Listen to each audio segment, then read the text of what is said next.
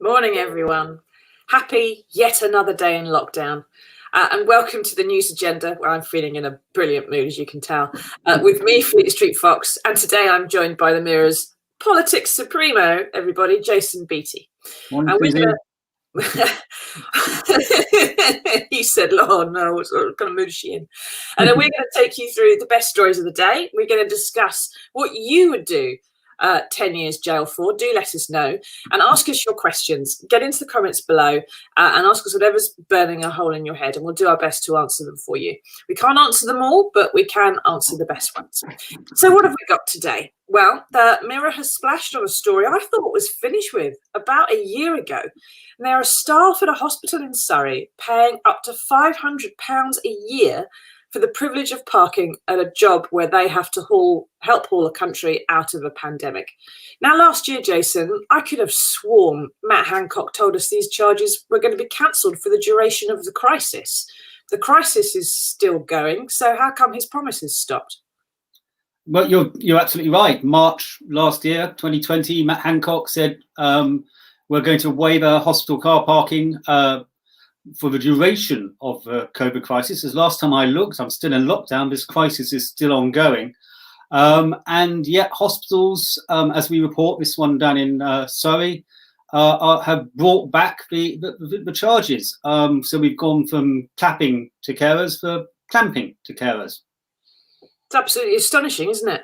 Now, what's that? What I can't understand quite. I mean, the way that car parking charges at hospitals work is that it's sort of a revenue stream to some extent for hospitals that don't have enough cash.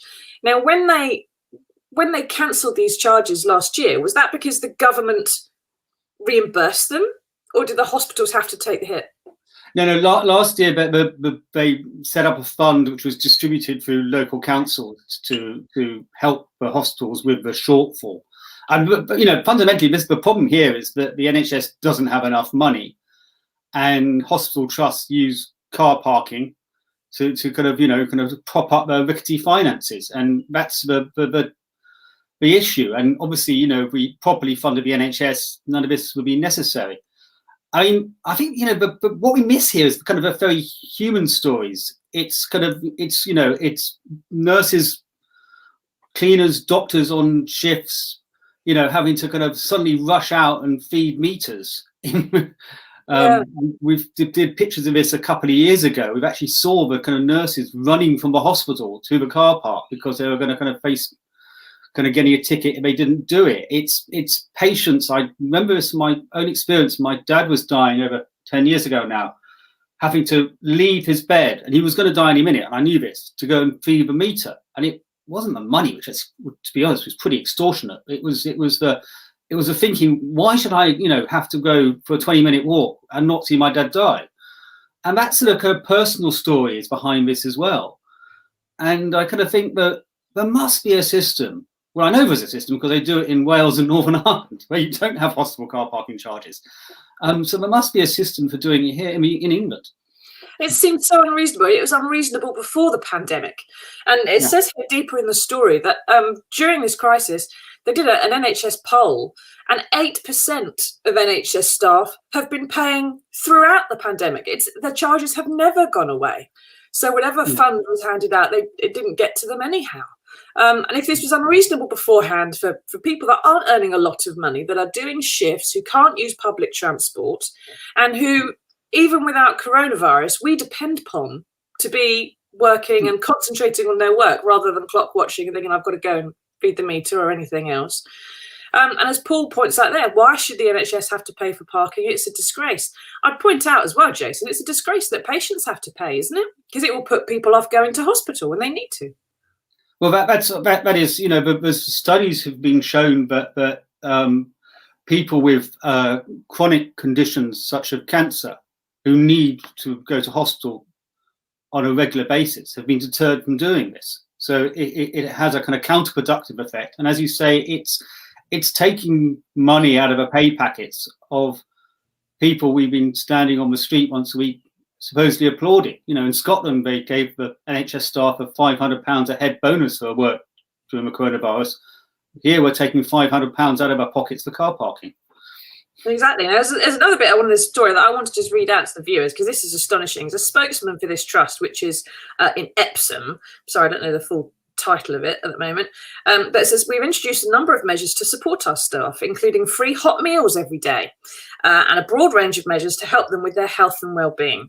We have free parking in place whenever possible, which is a bit of a qualification, isn't it, from March to January, as we began, and this is the killer bit, as we began to reinstate outpatient appointments and planned care procedures following the first wave, our car parks became far too busy.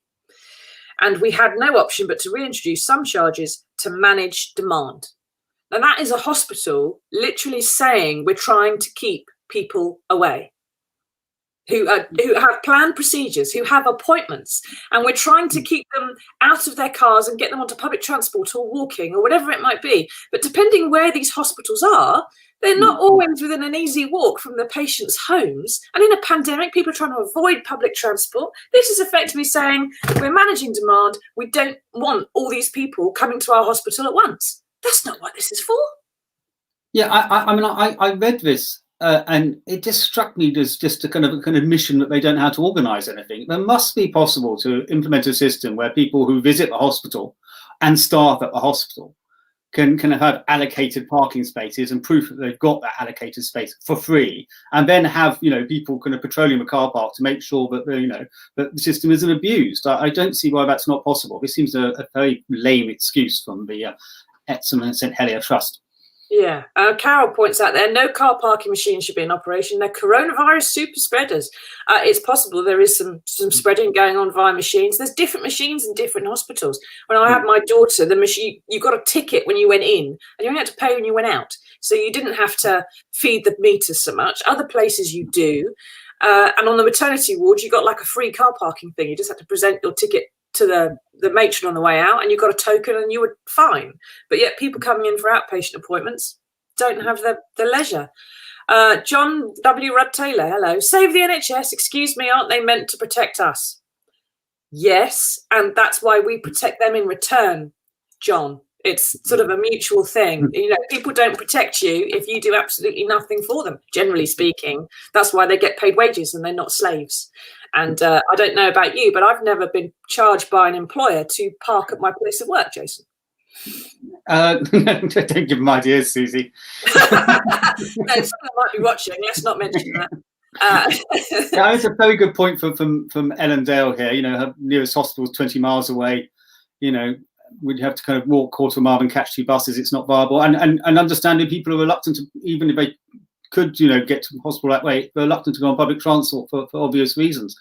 I mean, lots of people, outside major cities do not live near the hospital. A lot of hospitals are on the kind of, on the periphery of towns and cities anyway. So you can see why, you do need to use your car sometimes. And in an emergency, you're more likely want to use your car. Yeah. And my nearest hospital is down a dual carriageway, whichever way you approach it. So anybody can. There's not many buses that go down there, to be honest. Now, keep asking us your questions. Tell us what you think about NHS car parking charges and whether they should be lifted, seeing as the crisis is still ongoing. But I want to move on to the next story now. Now, you may have heard in the news in a few places this morning, if you've been tuning in, that the government is instituting a possible 10-year jail sentence for filling in your COVID quarantine form incorrectly. Now, for terms of reference, a 10-year sentence is the minimum life term for murder. If you were to be convicted of rape, you'd probably do less time than that. Most domestic abusers, most burglars, which can be very devastating crimes to their victims, they don't usually get 10 years. So Matt Hancock, him again, is facing a backlash for this new rule, about a 10-year rule for filling in your form incorrectly. It does require, I think, intentionally filling it incorrectly, so lying on your quarantine form. But meanwhile, we've got the likes of Rita Ora, who's in the paper today, who threw a COVID lockdown birthday bash, which she got fined a measly $5,000 for, a few seconds earnings in her world, I'm sure, and has just lost a Ponzi telejob on the Masked Twit, whatever it is.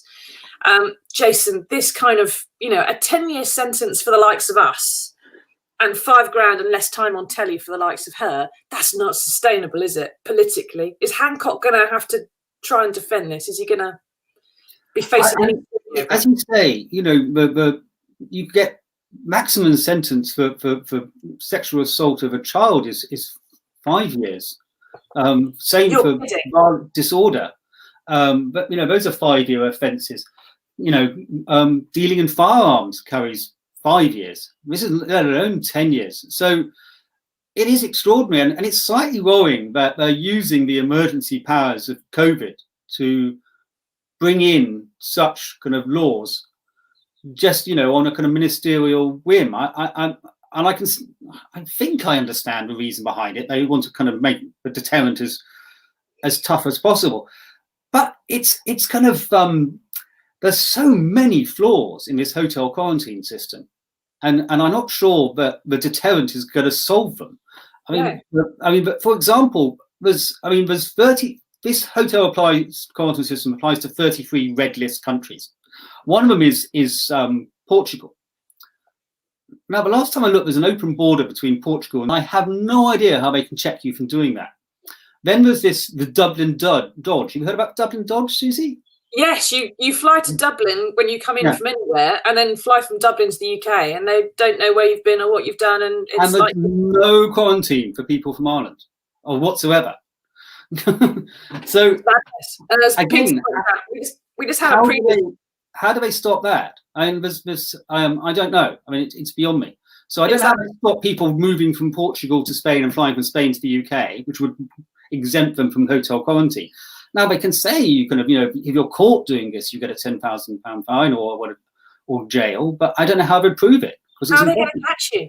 Exactly. You know, and as we've just had there, we had a previous comment who threw up the fact that you know, a friend of hers was beaten to death, and her partner got less time for doing that. And Peter says here, how can you book a Premier Inn for 50 quid a night, but a 10-day quarantine costs £175 a night? That's for the privilege of some really rubbish food and a man standing outside your room checking on you, Peter, I expect. Yeah, you do. To be fair to Peter, you do get a free test with that. In fact, you get 2 free tests. You know, that should encourage you to want to go to a Premier Inn, shouldn't you? Yeah, you get lots of time to think. Of course, the best deterrent, if you want to stop people misbehaving, is the first times and the most high-profile times that people do misbehave, you crack down on those, don't you? You set an example. So when someone goes to Barnard Castle, for example, or if some celebrity throws a lockdown birthday party with a whole bunch of fans who could be influenced to do the same thing as a result, you crack down on them. You come down hard, don't you? Why is Rita Ora, of all people, whose singing voice I still have no idea about, despite the fact she's been in the paper 1,000 billion times, but I do know very much what she looks like in a bikini. How come she's getting away with it? Dominic Cummings is getting away with it. And if you or I were to employ the Dublin Dodge or anything else, we'd get a 10-year sentence. What's going on? Well, yes, I mean, quite a lot of people have drawn attention, as you did, to the fact that they did nothing about Dominic Cummings' breach of lockdown rules, which probably did more to kind of destroy public trust in the government's kind of public health messaging in any single event of the last year. And now they're kind of overcompensating by bringing in measures which most people think are kind of, you know, faintly ridiculous in their strength. I mean, you know, it's fine to have a deterrent, but a deterrent which is kind of, you know, so absurdly kind of draconian can be counterproductive. Exactly. People are just going to flout it. And as Nikki says there, celebrities, etc., should be treated the same as everyone else and the MPs. See how they like being stuck in a hotel room for 10 days.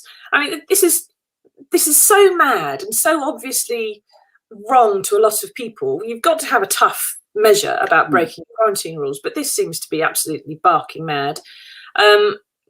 I mean, measures I don't understand, Susie, it's like you still arrive at an airport, whichever country you come from, whether it's one of the red list countries or whether it's kind of a non-red list, and you're still going to stand in the same queue for passport control. Yeah. So you'll mingle then, but as soon as you kind of stop mingling with them, then you're separated and put in your kind of designated transport. So I don't know how that works. They found in Australia, interestingly, when they introduced a hotel quarantine system way back in March. We've been a little bit slow. You may have noticed the virus has been around for over 12 months now. we've taken over a year to get this system in place compared to kind of Australia. And it's not in place. And it's not even in place yet. And in Australia, one of the problems they had was that the hotels they employed such the staff started being getting infected by the I was going to say the residents. That's a polite word. By the unenforced convicts. And that actually led to the further spread of the virus. So, I mean, they need to have very good PPE in check. Yeah, it's a tricky one. Natasha points out, if my partner is currently working on a cruise ship in Dubai, I haven't seen him since October. He's Italian, but with UK residency. I presume that's the pair of you in the lovely family snap. Will he be allowed entry without having to quarantine in the hotel, as he has a seaman's book and is therefore on the exemption list? How long is a piece? As a UK resident, he should be allowed back into the country, so that's fine. Yeah. Yeah. The question is when he's on a cruise ship in Dubai. I don't think Dubai is on the red list. I need to double check that. But if that ship has gone anywhere which is a red list country in the last 10 days, then he would have to hotel quarantine, as far as I understand it. When he comes back. Yeah, it just depends on the location of where he's been. Yeah, exactly. Now, there's lots of people who haven't seen, their relatives or anything else in the past year, and they're going to be very tempted, perhaps, to be slightly relaxed with some of the detail on a quarantine form if they have to fill one in. No, but this 10-year sentence, this, as you said, Jason, it's part of one of the regulations which Matt Hancock can change at the stroke of a pen. But is this going to be, obviously it's going to be challenged by the courts at some point, but is Parliament going to demand some scrutiny of this and get upset about it? Well, there was quite a lot of kind of unease amongst the Tory backbenchers yesterday when he made the statement. I could see that building. I think there's always that group of kind of libertarian Tory MPs who are kind of opposed to any kind of legislation incrementation like this. Eventually it will have to come up for some sort of approval. How big the rebellion will be, I don't know. Yeah. No, it's also worth bearing in mind, I think, as well, that in 1665, because I was reading Daniel Defoe's Journal of the Plague Year, when the plague came to London, they enforced measures by shutting people up in their houses if there was a single illness in the household, whether they were ill or not, and they posted a parish officer on the door to stop them coming out. So people went out the back window. They bribed the parish officers, and they sent the parish officer down the road to get them some bread. And while he was gone, out the other way. So it's not going to be too difficult, one would have thought, to get out of quarantine sometimes if you are so inclined. But then you try to open a hotel window, Susie. Well, once or twice. Justin says, do you think these rules will continue until next year? That is a really good question, because they are not telling us how long they're going to be in place for. But it's how long the pandemic lasts, and that's a bit more. And how many new variants we get, etc., etc. So I'm afraid, Justin, we just don't know the answer to that. It was asked repeatedly yesterday of Matt Hancock, and he kind of just swerved it every time. Yeah. So it could be a few weeks, it could be months or years. We just don't know. Yeah, if they don't want to say, it's because they think it might be a long time, probably, Justine, the answer. Keep asking us your questions, everybody. Demi asks, vaccine passports, what are your thoughts?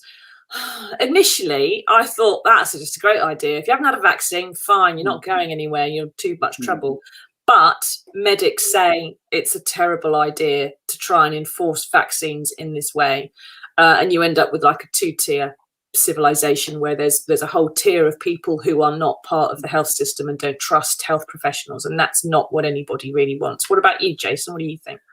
Well, I mean, I can see the advantage if you wanted to go abroad and the other country accepted the vaccine passport. So Greece, for example, said yes, they'd be willing to look at a vaccine, taking tourists from Britain who had a vaccine passport or proof that they had a vaccine.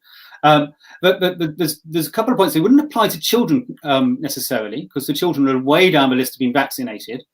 So you could, but they could still, children could be asymptomatic, so they could still pass on the disease. So that's problematic for a start. And then there's a question of, what are you actually vaccinated against? If there's new variants, it's very difficult to say that you've been vaccinated against, one form of a virus, but not necessarily another one. But they are difficult in practice. They're lovely in theory. It might make more sense, perhaps. It might be more likely as well that although vaccines aren't mandatorily enforced in this country, there will be other countries with a tougher regime who won't grant you a visa unless you have a vaccination certificate. And that lets the pressure off this government a bit. And you don't have to go to whatever country if you don't need to. So it doesn't oppress you if you don't have the vaccination for whatever reason. But it does keep the rest of the world safer. Perhaps that would be a way of doing it. I think there'd certainly be a lot of public support if we had UK visas linked to a vaccination certificate, wouldn't there? Yeah. Now, Tim says, what about all the thousands that have already travelled here in the past year and a month? Talk about after the horses bolted, too little too late. Well, yes. It's taken them a year to even suggest they'll close the borders, and then it's only to UK residents, and then it's only in hotel rooms they haven't really booked yet, and you'll be paying for it yourself. And it's nearly 60 days after the South African variant was first detected. So yeah, no rush. No, we've let the virus circulate wildly in this country to the extent that we've got, I think, several variants of the Kent variant now. So, who cares about the rest of the world? We're just cooking up some new ones by ourselves. Now, keep asking us your questions, everybody. I want to get on to some good news now. I'm afraid it's slightly sarcastic, but this is the best that we can find today to try and cheer you up. Here it is.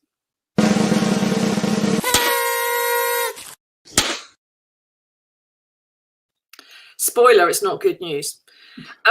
There is a rise to your benefits, to the job seekers allowance, to disability and sickness benefit, employment support allowance. It's going up, hooray, from £74.35 to £74.70. That's a 0.5% increase, 35 pence. Now, not a few months ago, the MP's allegedly independent pay body, which I don't think is particularly independent, Jason disagrees with me, ruled that they should have a 4% pay increase, £3,000, which they put off for the course of the pandemic, but is probably just on hold until after all this is over. 35p rise in benefits, Jason. I mean, what would you spend it on if you were getting this?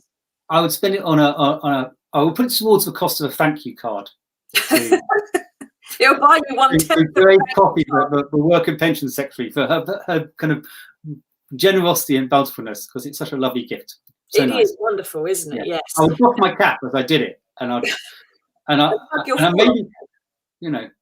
maybe if I kind of once I got the money together for the card, I put on the back of it that there's now 1.3 million children under 5 living in poverty in this country, and that benefits have been cut by an estimated 37 billion by the Conservatives since 2010.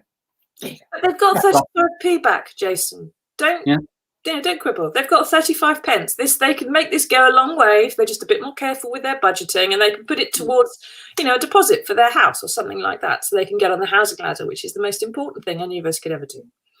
Yeah. Now, keep asking us your questions, everybody. If you've got anything, if there's something you want to, if you want to say about what you'd happily risk a 10-year jail sentence for, please keep them clean. Or if you want to ask us anything about quarantine, we're going to try and answer for you before the end. There's something I want to mention though, Jason. There's a story in the papers over the weekend about a flat in Mansfield where 24 people gathered for a birthday party. 14 of them adults, 10 of them children.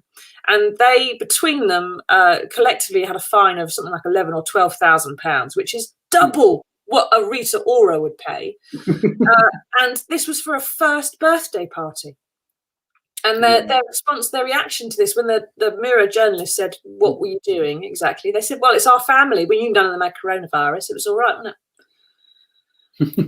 Now, Danny says, how will they manage this law when schools open? People will use that as an excuse. I presume you're talking about the quarantine laws. Yeah, there's a clash there, isn't there? Because if you don't send your children to school, you face fines and jail. And if you don't quarantine, you face fines and jail. Presumably one overrides the other. Yeah, I mean, slightly depends on when we're travelling and the term time. Yeah, if they're going in holiday, if they happen to come back at the end of school holiday. I'm not entirely sure what what provisions they've made, if any, for children who are having to quarantine in hotels. No. In terms of education. That's quite a good point. Exactly. Oh, there's the same problem as well with this discussion, isn't there, about longer school days or having some school time in the summer holidays, because there'll be some parents who have booked a staycation, desperate to get out of the house for the first time in a year, and now they're going to be made to send their children to school. That's not enforceable either, I wouldn't have thought. Victoria says, I wouldn't break COVID rules regardless of a fine. Well done, Victoria. Nor would I, particularly, but I wouldn't half moan about it. Well, to me, that's the key point. The vast majority of people have been abiding by the rules, and which kind of makes you wonder, apart from the Dominic Cummings and your friend Rita Ora, who seems slightly obsessed with Susie. I still don't know what she sounds like. She's been in the paper for like decades. I've seen her with her clothes on. I've no idea what apparently she's a singer. I don't know. It's just most people have abided by the rules. They've done the right thing. There's been a great collective effort, and which is why I'm slightly interested by the what sort of psychology behind this, because sometimes if they make the deterrent too great, people don't want to. They're actually kind of almost more willing to to break it rather than not break it. There actually is some research into this. It's quite interesting. Actually, it affects compliance, doesn't it? Which is part of the reasons we don't have vaccines. They found out when they started fining parents for picking their school up late from school, it actually increased the number of children parents who actually didn't pick their children up on time, because they were going, I'll just pay the fine. and actually, if you ask people, if you nudge people in the right direction, they're more likely to do it. They're more likely to comply. Yeah, exactly. So if there's a free apple, if you drop your child off on time, everyone's there, aren't they? Yeah. A carrot rather than a stick. Now, John, who's been making some very pleasant comments in the comments, apparently, underneath, says, looks like we the people will have to fight for our freedom. We don't have to fight for our freedom, John. We just have to not spread coronavirus about, and then we'll get our freedom back. It really is that simple. We need to try to get the vaccine if we can, and we need to not be mucking about and taking our masks off and so on and so forth. Now, Ken, there's a question for you, Jason. Last one before we wrap up. Can you still travel from Ireland to the UK from Ireland without hotel quarantine? I presume he means the Republic. Yes, this is so the measures apply for everyone apart from UK and Irish citizens. So this is what we were talking about earlier, Ken, which is we call it the Dublin Dodge, which means you could fly from a red list country to Dublin and then go from Dublin to the UK without any checks whatsoever, without any need for quarantine. And they haven't yet closed this loophole. So in answer to your question, yes. Yeah, but please don't, because then people like John Taylor will get very upset with you and say we'll have to fight for our freedom and blah, blah, blah. Anyway, everybody, I'm going to go off and see if I can't listen to whatever Rita Ora might actually have sung at some point, so I haven't got this rage building inside me any longer. Thank you for joining me, Jason. Thank you for watching, everybody, and we'll see you all next Monday for the news agenda. Bye-bye.